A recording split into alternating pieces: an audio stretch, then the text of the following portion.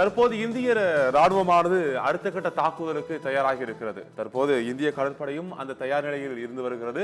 இனி இதுக்கு அடுத்ததான தாக்குதல் எப்படி இருக்கும், அங்க இருக்கக்கூடிய மக்கள் இந்த அளவுக்கு பாதுகாப்பான சூழலில் இருக்க வைக்கப்படுவாங்க, அதை பத்தின உங்களுடைய கருத்துக்களை தற்போது பதிவு பண்ணலாம்.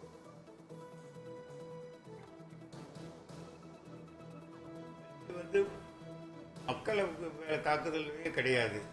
முக்கியமான இடம் military installation, military headquarters, vital installation, arms ammunition depot, அப்புறம் petroleum places, water places, bridges, important connecting link, road, இது மேலே அட்டாக் பண்ணுவாங்க. இமிடியேட்லி டிஃபென்ஸ் சிஸ்டத்தை ஒழிச்சிடுவாங்க. ஏர்போர்ட்டை அங்குள்ள ஆன்டி ஏர்கிராஃப்ட் கன்ஸ் எல்லாம் முடிச்சிடுவாங்க. அதுதான் மெயினாக இருக்கும். அது நைட்டுக்குள்ளே போடும்போது மற்ற மூவி பண்ண முடியாது. ஒரு மேஜர் அட்டாக் இருக்கும்போது இதெல்லாம் ஃபினிஷ் பண்ணிடுவாங்க. ஏன்னா இது பார்த்ததுலேருந்து பாகிஸ்தான் சைனீஸ் டிஃபென்ஸ் சிஸ்டத்தை யூஸ் பண்ணுறாங்க. ஸோ அதெல்லாம் ஓவர்டேக் பண்ணி டிடெக்ட் பண்ணாமல் போய் ஆல்ரெடி ப்ரூவன் நம்ம அவங்க Chinese H-92 defence system use பண்ணுறாங்க. அதை தள்ளி போய் நம்ம S-400 நல்லா அட்டாக் பண்ணிட்டாங்க. ஸோ பொதுமக்களுக்கு அவ்வளோ தொந்தரவு வராது. பட் இருந்தாலும் பேனிக்கில் பயந்துருவாங்க. அப்போ சிவில் இன்ஸ்டலேஷன்லாம் அட்டாக் பண்ணக்கூடாதுன்னு ஜெனீவா கன்வென்ஷன் இருக்குது, அதை ஃபாலோ பண்ணுவாங்க. ஆனால் அதே சமயத்தில் அது ஸ்பிளிட்டர்ஸு தெரியாமல் அக்யூரசி இல்லாமல் போய் கூட டார்கெட் பண்ணுறதுக்கு சான்சஸ் இருக்குது. நம்ம அதில் பெர்ஃபெக்ஷனாக இருக்கிறோம் டார்கெட்டில். பட் பாகிஸ்தான் அப்படி எக்ஸ்பெக்ட் பண்ண முடியாது. 99% நம்ம அவங்க இது ஏர்கிராஃப்டாக இருந்தாலும், மிசைல்ஸாக இருந்தாலும், ட்ரோன்ஸாக இருந்தாலும் எல்லாத்தையும் வர வழியிலே டெஸ்ட்ராய் பண்ணிடுவாங்க. இது உறுதி. தற்போது நம்மளுடைய தாக்குதலை ஆரம்பிக்கிறதுக்கான இன்னும் முழுவீச்சில் நம்ம தாக்குதல் ஆரம்பிக்கல, இனிதான் ஆரம்பிக்க போறோம்.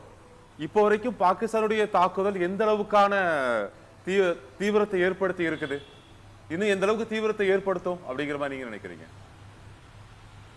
இப்போ ஆல்ரெடி பார்டர் ஏரியாவில் ஹெவி ஷெல்லிங் நடத்துகிறாங்க.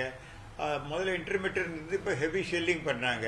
நம்மளை மெயினாக பாகிஸ்தானோட தலைநகர் லாகூர், இஸ்தான்புல், இந்த மாதிரி கராச்சி, இந்த இடத்துலலாம் உள்ள டிஃபென்ஸ் எஸ்டாப்ளிஷ்மெண்ட் ஆல்ரெடி அட்டாக் பண்ணிட்டோம். அதனோட எஃபெக்ட் என்ன தெரியலே ஒழிய மெயினாக நல்லா ஃபுல் ஃப்ளெஜ் அங்கே அட்டாக் பண்ணி மேஜர் டேமேஜ் காஸ் பண்ணியிருக்கிறாங்க. அது எஃபெக்ட் தெரிஞ்ச பிறகு தான் அவங்க அது ஃபர்தர் ரியாக்ஷன் என்னன்னு தெரியும். பாகிஸ்தான் இன்னும் தாக்குதல் தொடர்ந்துகிட்டு தான் இருக்குது. இன்னும் பாகிஸ்தானுடைய தாக்குதல் நிக்கல, நம்ம லாகூரையும் முழுமையா தாக்கணும் அப்படின்னு இல்ல. இப்ப நம்ம இன்னும் தாக்குதல் அடுத்த கட்டத்தை நம்மளுடைய தாக்குதல் எந்த மாதிரி இருக்கும், எதை நோக்கி நம்மளுடைய தாக்குதல் இருக்கும், இந்திய ராணுவத்தோட தாக்குதல் அடுத்த கட்டமா எந்த இடத்துல இருக்கிறதுக்கான வாய்ப்புகள் அதிகம்? சொன்ன மாதிரி வைட்டல் இன்ஸ்டலேஷன், மிலிட்ரி இன்ஸ்டலேஷன் இருக்குது, military headquarters, approaches, oil fuel cut பண்ணுவாங்க, சப்ளைஸ் கட் பண்ணுவாங்க, வாட்டர் ஸ்டோரேஜஸ் அங்கே அட்டாக் பண்ணுவாங்க. அதுக்கு பிறகு லேண்ட் ட்ரூப்ஸ் மூவ்மெண்ட் ஆகும். ஸோ மூவ்மெண்ட் ஆகும்போது tanks, mechanised vehicles, infantry, armoured vehicles இவங்கெல்லாம் மூவ் ஆகி அந்த இடையில வர பாகிஸ்தான் போஸ்ட்டு ட்ரூப்ஸ் அவங்க ஓவர் ரன் போய் they will approach the nearest towns or target approach பண்ணுவாங்க. அது போக போக ஆப்ரேஷன் எப்படி டெவலப் ஆகுதோ அது மாதிரி நடக்கும்.